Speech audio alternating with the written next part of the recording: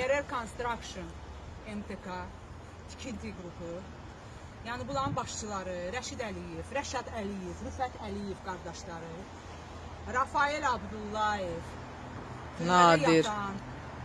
Cinayətkar Nadir Abdullayev. Bütün sənədlər onun adına atası imzalanır, biz bilmirdik. Biz necə türmədə yatan bir insanla, cinayətkarla müqavilə bağlaya bilərik. Evimi, mülkiyyətimi, mənim 3 sot yarım torpağım var. O torpağın üzərində də evimiz var.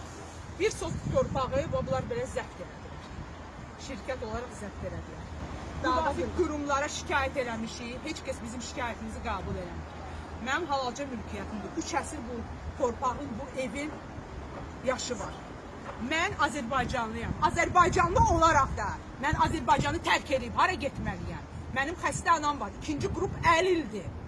Mən ona kirələrdə qalmalıyım. Nə vaxt bu ev tikəcəkli, verəcəkli evi, kvadraturanı da düz hesab eləmir. Bunu da vermirlər. Bu insanlar budur, cinayətkardır.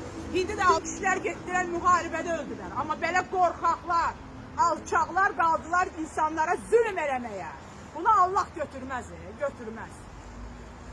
Azərbaycan xalqı həqiqətən də səbirli xalqdır. Bu vaxta kimi oturmuşuq, susmuşuq, səbir eləmişik. Amma uca yetər, bəsdir daim.